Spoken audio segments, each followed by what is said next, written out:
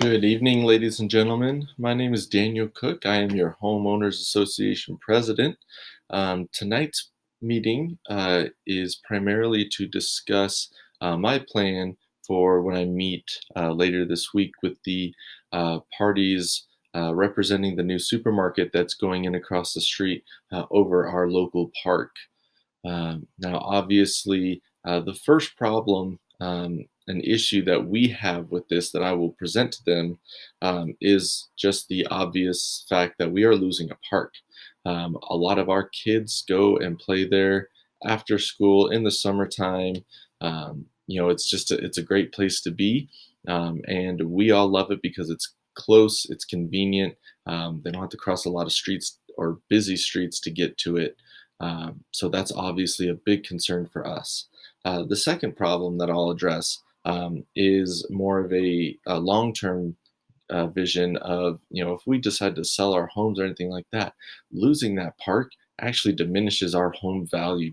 I mean, it's percentages, but when homes are going for two, three, $400,000, 1% can be a lot of money that we're going to be losing out on. The third problem that I will raise with them is just the increased noise pollution and crime potential with this store.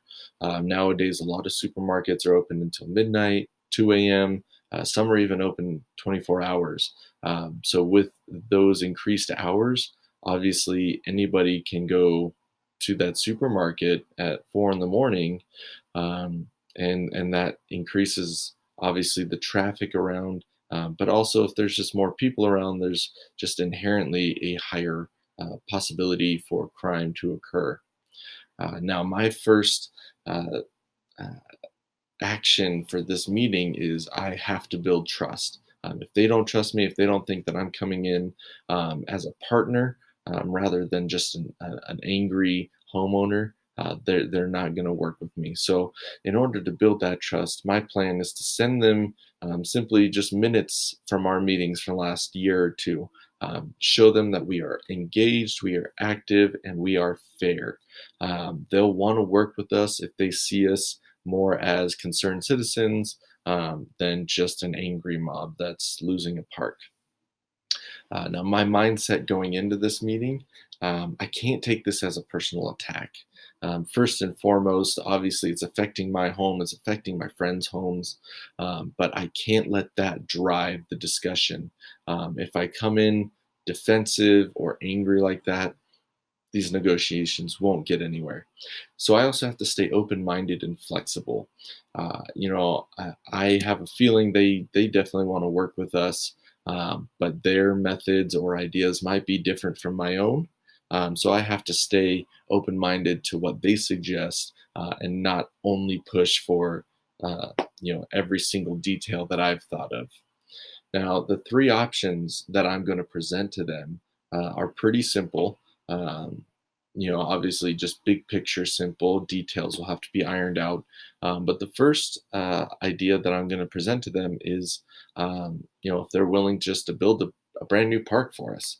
Now, this one obviously is fairly unlikely. Parks are expensive, not just building them, but they would have to purchase the land. They would probably have to do environmental studies before they could do anything. They would also have to buy merchandise and equipment for the park. It's not a cheap task, and it's asking a lot. But I don't think it's an unreasonable place to start the conversation. Now, the second idea I had was if they would provide some sort of shuttle service for our neighborhood kids to get to other parks around the city. Now, obviously, we would prefer this to be a year-round thing, but it's not necessarily logistically reasonable. So I was thinking maybe something more along the lines of limited service during the school year and more services during the summer months when kids are out of school. They're more likely to use those parks. Maybe there's a skate park across town they want to go to, or some basketball courts. Um, you know, they would like to play at as well. The third option that I thought of Obviously, it's less desirable than the first two, but it might just be as effective. Would be the store sponsoring some sort of after school program. And now by sponsoring, obviously, I mean they would need to, invest financially into it, make sure that it is not just kind of a daycare where kids sit until 5 or 6 o'clock until parents can get there, but there's engaging activities that will also, um, kind of keep them busy, keep them engaged until they get home to do homework or have dinner with family, anything like that. And my thinking behind that is 9 months of uh, yourself and myself saving on childcare for after school. We could put that money towards activities during the summer. So, and that wouldn't necessarily save us money, but it would allow us to spend it in different areas. Now, it's definitely possible that there was no agreement that we would meet with the representatives from the supermarket. And if that's the case, our backup plan is just to appeal strongly to our local government officials. Um, you know, Try and get them on our side. See if there's anything they're willing to do to help us take back some of the power we would have. Now, obviously, withholding permits and zoning changes that might be a bit drastic, but that might be what it takes. But that is kind of a last resort if we can't meet an agreement.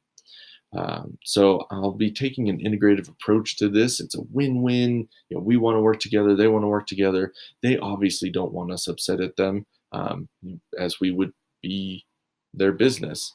So I have no doubt that they want to work with us, but they also have limitations as well. So I would need to come into it with that sort of understanding.